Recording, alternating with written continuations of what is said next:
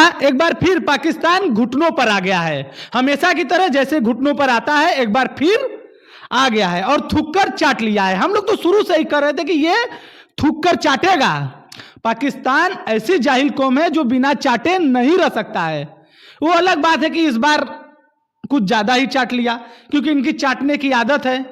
दोस्तों, पाकिस्तान भिखारी देश एक ऐसा देश है जो हमेशा अपनी बेइज्जती कराता रहता है। शायद अब उसे बेइज्जती का डर भी नहीं रह गया है क्योंकि पाकिस्तान ये भिखारी अच्छी तरह जानते हैं कि इज्जत का डर उसे होता है जिसकी कोई इज्जत हो। अब तो इन भिखारियों का कोई इज्जत रह नहीं गया है क्योंकि ये नंगा नाच करने के आदी हो गए हैं। हमेशा की तरह झूठ बोलना, नंगा नाच करना, अनाप शनाप बकना इन लोग की पुरानी आदत है।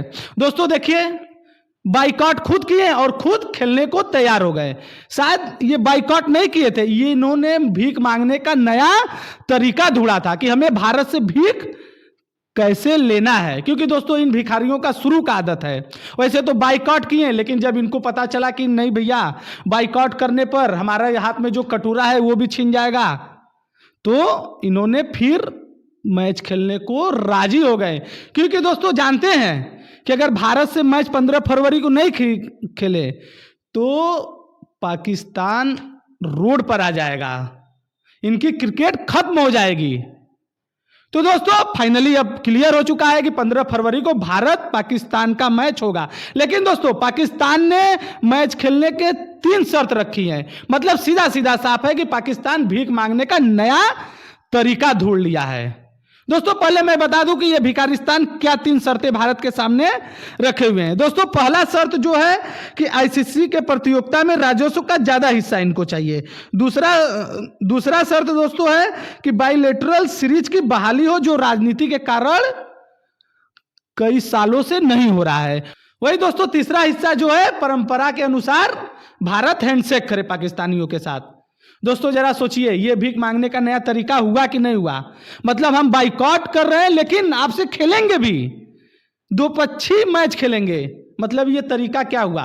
अरे बाइकआउट का मतलब बाइकआउट होता है, हम नहीं खेलेंगे मैच, कोई भी मैच हो।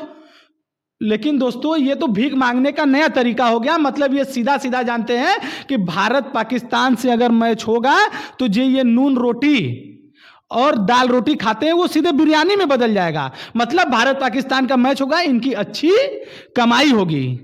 दोस्तों जरा सोचिए, ये बाइकआउट है, इसे बाइकआउट कहा जाता है। इसे तो सीधा सीधा ये भीख मांगने का नया तरीका ढूंढ लिया इन्होंने।